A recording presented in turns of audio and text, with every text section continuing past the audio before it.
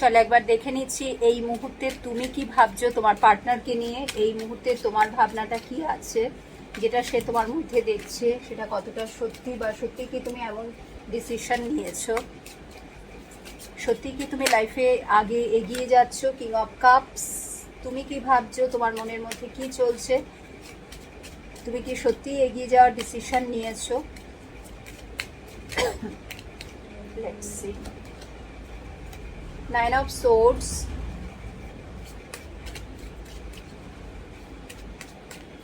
এখানে তোমার যা এনার্জি দেখছি তুমি আর তার খেলা, এই যে কিং অফ কাপসের সাথে 9 অফ সোর্ডস, খেলা অনেক হয়ে গেছে, ঠিক আছে। এবার যদি তাকে ফিরতে হয় তো ডিরেক্ট এসে ক্ষমা চাইতে হবে। ইয়েস, কিং অফ ওয়ান্স, মানে টোটাল একটা ম্যানিপুলেটিভ এনার্জি। সো যেটা নাকি অ্যাকচুয়াল তার এনার্জি, যেটা নাকি তুমি এখন ধরতে পেরেছো, আসল মানুষটাকে তুমি চিনতে পেরেছো।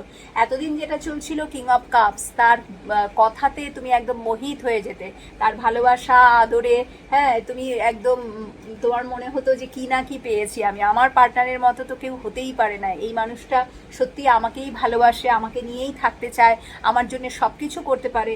বাট আলটিমেটলি তুমি দেখলে যে না, ইউ আর রং, তাই না।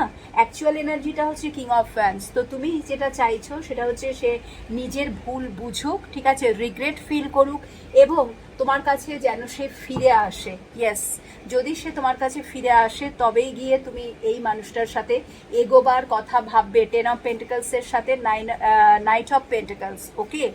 যদি সে কোনোদিনও সত্যিই রিগ্রেট ফিল করে তোমার জীবনে ফিরে আসে, বিকজ এই কিং অফ ওয়ান্সের এনার্জি তুমি আর নেবে না, অনেক তুমি তাকে সুযোগ দিয়েছো বাট আর না।